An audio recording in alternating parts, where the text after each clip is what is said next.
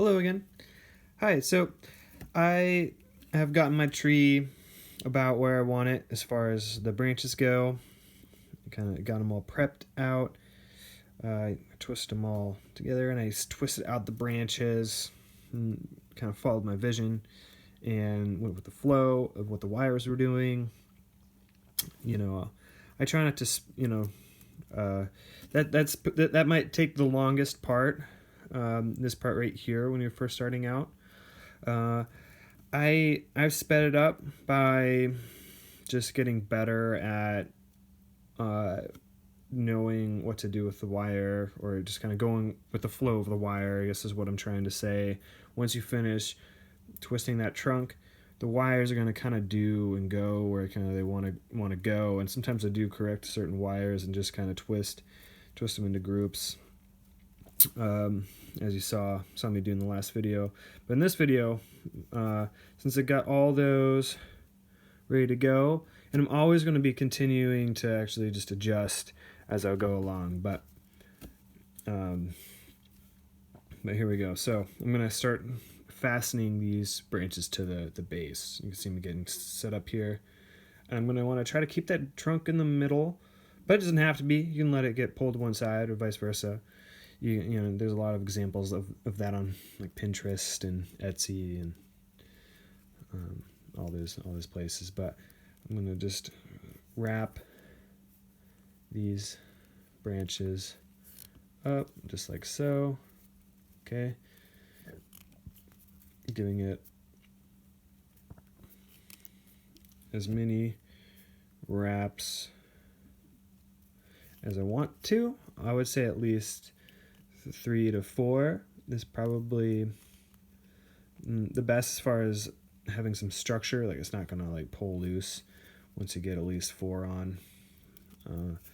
But you might want to actually cover up this whole base. You can keep wrapping that wire until it disappears. Then you have a lot less scrap. You know, that's probably what I'm gonna do with especially these wires here, especially down at the base, so they'll kind of actually start up from there. But I'm going to keep wrapping that wire to suck it in as much as possible.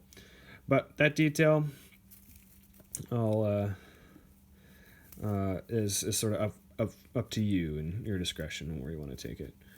But I'm going to kind of keep going up the tree. I like to start at the bottom typically and work my way up. When you are wrapping onto a stone, that might be different. Sometimes I still like to actually start on the bottom on a stone and then do the sides and work my way up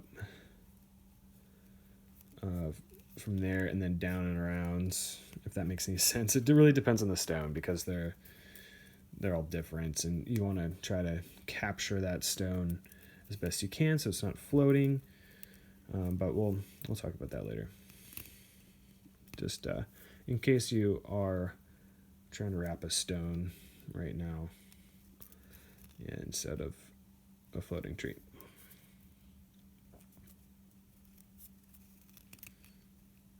Okay, so you kind of get the picture there. So that branch is starting to find its home. I'm going to leave these wires in case I want to keep wrapping to kind of fill in some extra space here and there. But then I'll go to this side. Okay, you see, again, you're kind of always taking your wires and getting them organized. It's kind of a constant process.